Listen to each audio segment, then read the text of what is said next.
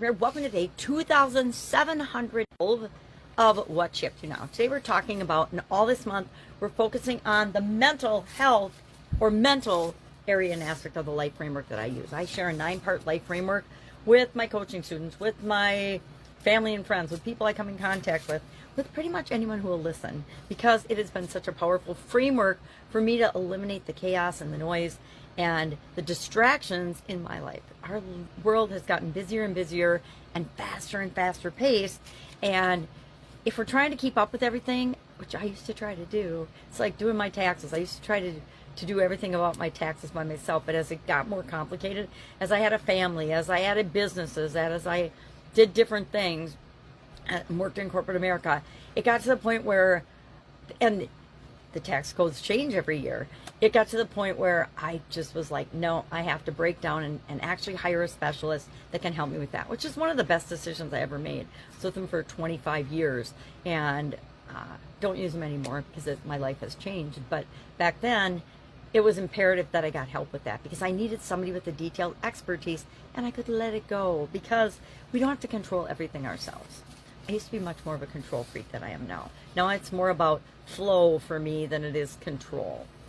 It's understanding and putting processes and systems in place so that I'm confident in the outcome, that I don't have to be micromanaging it. Well, today we're talking about mental area and aspect of our life, thoughts and beliefs. And thoughts are rampant. You know, we have like 80,000 or 85,000, or it depends on the person, number of thoughts today that scientists believe that we have. Well, out of 80,000 thoughts, how many of those are about something that involves our thinking? Well, all of them, because they're all thoughts, right? Well, how do we manage those thoughts? Well, the ones that are felt very strongly emotionally, either positively or negatively, or the ones that we do over and over and over again, they slip from the thoughts category to beliefs, and they become automatic filters of all of our other senses. They help to decide what things mean to us. So if somebody makes or gives you a dirty look or scolds at you, you have all these thoughts and beliefs that pop into your head, and you make assumptions about yourself and about them based on the beliefs that you're holding. And this can be incredibly powerful and empowering. It can also be incredibly limiting and disempowering. And so we want to make sure that we're separating and doing the difference. So we talked about that for both supersizing our business, and I shared a process that you can do with your teams in like 5 minutes to really get at it for your company, your business, or the place that you work. If you manage a team, I think it's a great thing to do, because every time I've done it, I have realized things that I was not consciously aware of that are actually going on in the organization, that I wasn't aware of, that are in some way, shape, or form limiting mine or other people's or our company's performance in a pretty significant way. And so I love these type of activities, especially with a group for the company. Personally, I do this type thing every month with each of the different areas and aspects of the life framework, which means I'm doing it every year at a very, very minimum to make sure I am being self-aware, because I can't change anything about myself. I can't improve anything about myself unless I'm first aware that it needs to be changed or improved. And I like to start out with the things that are holding me back and eliminating those, especially when I find out they're not even mine. They're not even my belief at all.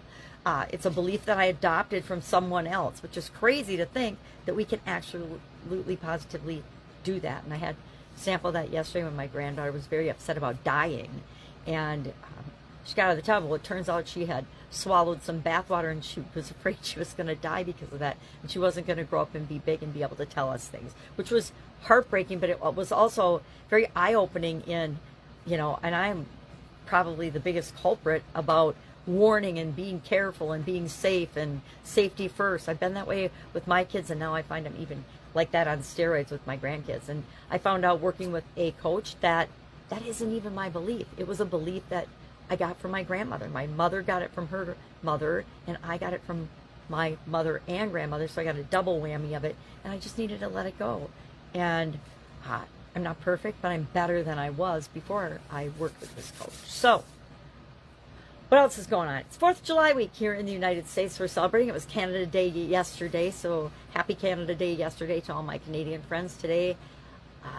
Got family in from different places to celebrate the 4th of July. But if I can help you with anything, please hit me up and ask. Always have an awesome day. And I'll talk to you tomorrow.